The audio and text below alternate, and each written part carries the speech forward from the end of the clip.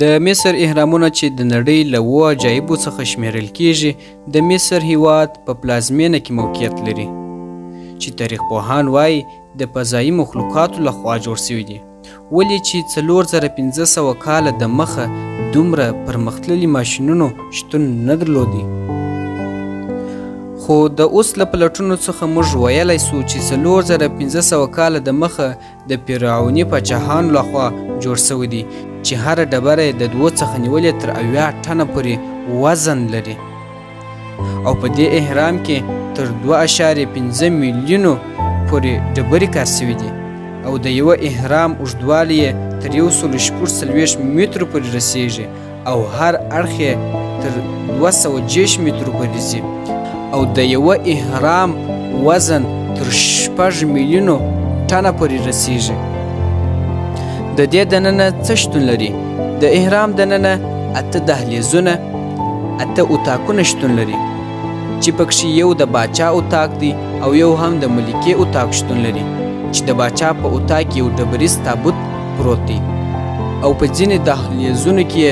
د ځینو مشرانو تابوتان شتون لري د دې اهرام جوړښت په ډیر تخنیکي ډول سره سوی دی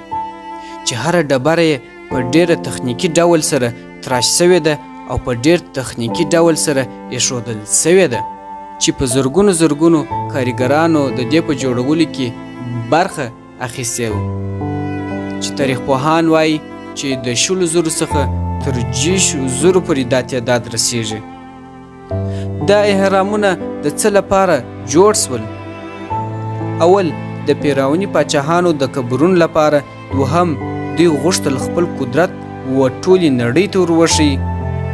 دریم د مذهبي عقیدې لپاره څلورم د مرګ نه وروسته ژوند ته چمتووالی په 1910 میلادي کال کې یو انګریزي سیلاني چې د لرغون پیژندنې سره یې ژوره مینه درلودله د مصر هیواد ته ولاړی نوم یې پاول برانټ و ده غوښتل د خوب په اهرامونو پلټنې وکړي یوه ورځ یې د خپلو ملګرو څخه لرې ولاړې او یو پټ تونل ته ور داخل سو کله چې داخل ته ولاړې د هغې ورځې څخه پولیسو پلټونکو حتی د مصر پوځیانو هم پلټنه وکړه خو هیڅ نښه یې د ده نه کړه پیدا تر ننه پورې پاول برانټ نه دی پیدا سوی ځینې باور لري چې هغه یو پټ دهلیز ته ننوتلی او بیرته نه دی راوتلی شاید یو لرغونی راز یې پیدا کړی وي